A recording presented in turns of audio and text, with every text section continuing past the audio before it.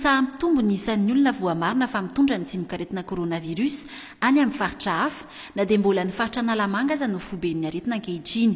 Araka ny taritra nataon'ny profesora Anta-Maria Daniela Vololtsina, mitondra teny ny fobe mpibaikona ny ady amin'ny koronavirus Androany Zoma, ny 1,100,000 tranga vaovao dia hita teto Andrenivohitra avokoa. Ny 7,700 kosa dia miparitaka amin'ny faritra 5 manerana ny nosy. Ny fahafahana manao fitsiriana amin'ny faritra 12 amin'ny alalan'ny fitaovana Gene Expert no isan'ny mahatonga ny fahitana tranga maro any amin'ny toeran-kafa.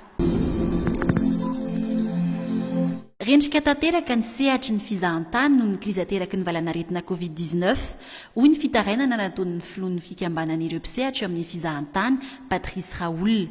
Mianjo vonjo noho izany any amin'ny mpitondra fanjakana izy ireo ary miandrandra fanapahan-kevitra aingana avy amin'ny mpitondra fanjakana entana hamonjena azy.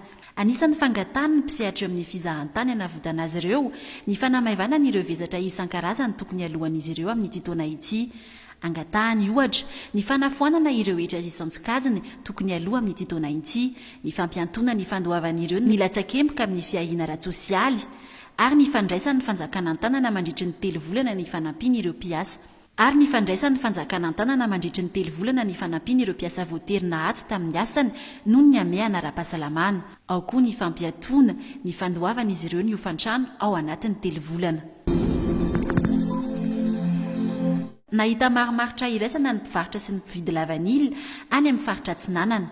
Voafetra ho 4 alina ariary farafahakeliny ny vidin'ny 1 kilao amin'ny lavanily maitso na inona ny kalitaony araka ny nambaran'ny governoran'ny faritra Androany Zoma. Ny fifanarahana eo amin'ny mpividy sy ny mpivarotra no hamaritra izay tena vidiny arakaraka ny kalitaon'ny vokatra, saingy tsy tokony ho ambony noho io vidina petraka io ny vidin'ny kalitaon'ny lavanily maitso, hoy ny tompon'andraikitra ny faritra Atsinanana. Manara-maso an'izany ny fanjakana sy ny tompon'andraikitra eny an-toerana ho hiatrana izy ireo. Ny sokatra ny 15 Jolay ny tsenan'ny lavanily maitso ho an'ny faritra amoron-dranomasina any Atsinanana Nosy toy ny Analanjorofo, Sava, Atsinanana, Atsimo Atsinanana ary Vadivavy-Fidovinany.